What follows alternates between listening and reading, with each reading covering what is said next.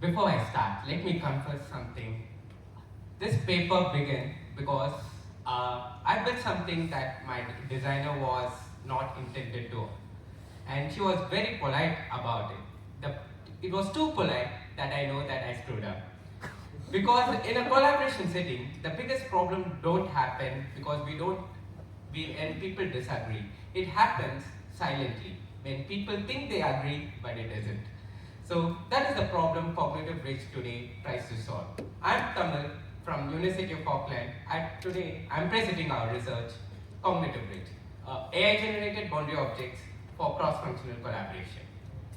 So, what is boundary object? Ever looked at any piece of wireframe or a spec chart from a different perspective? For example, let's take a designer.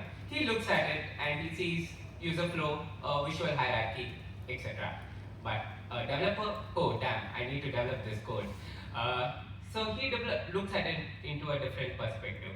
Same object, but different meanings. That's the whole point of boundary objects. It gives you interpretive flexibility.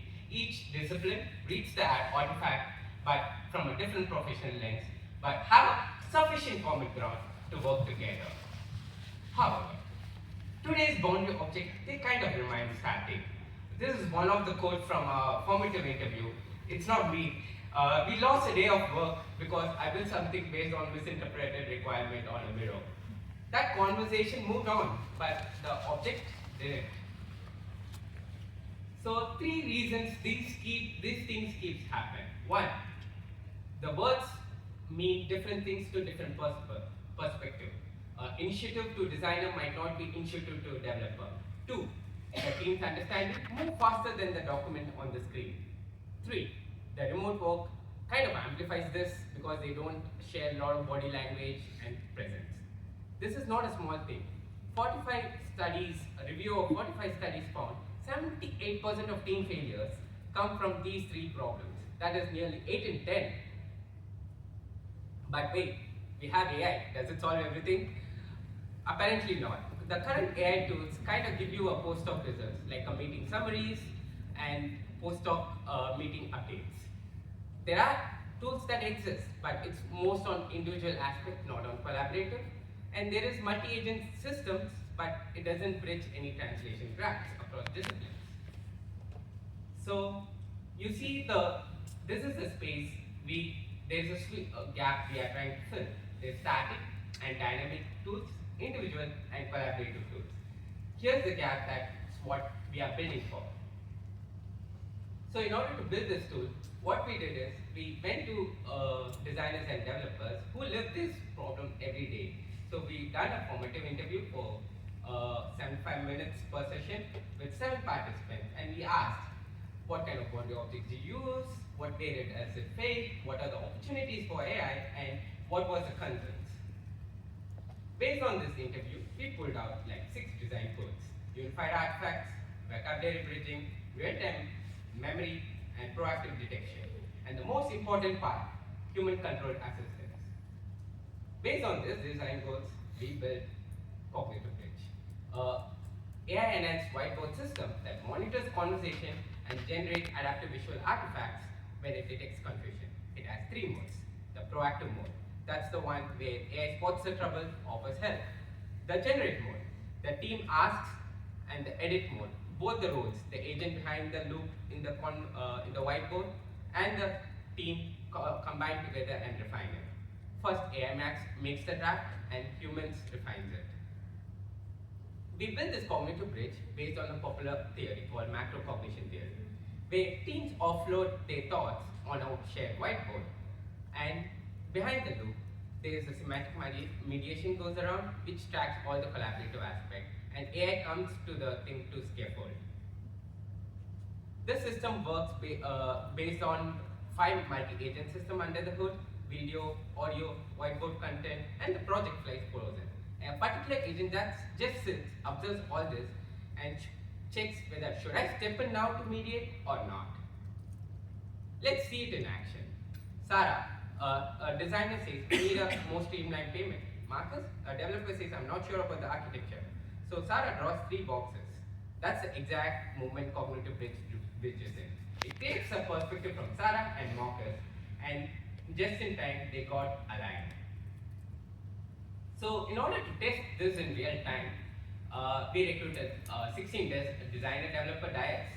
On a 2-hour session, we created a simulated scenario and we put this cognitive bridge system into testing compared to the control. These numbers actually surprised us. They were 47% fewer conflicts, 34% more implemented solutions compared to the control ones, and team didn't just accept what AI gave them. The favorite part was the 85% of the AI artifacts were edited by the teams. This is exactly why Cognitive Bridge didn't gave them a better starting point than replacing the actual answers. We also saw cognitive load went down compared to the control, usability and trust went up, and the biggest effect of all is the cost disciplinary translation, which is exactly what we are trying to validate. The eye tracking showed a different perspective. The personal, it has a personal problem framing, and this is where AI sense making comes, and the co-refinement. We saw that 68% higher in joint attention compared to the control. They weren't glancing, actually they were thinking together. So this is where you can see it in the heat map on the left, where cognitive bridge system, the attention is bit focused. On the right, you see the attention is scared. This is where we gave them a space, or cognitive gave them a space where it attracted attention and helped the team to think together. This is how team used 3 modes. There were 73% success rate in proactive, 91% in generative, and 89% in edit. You see a pattern over here.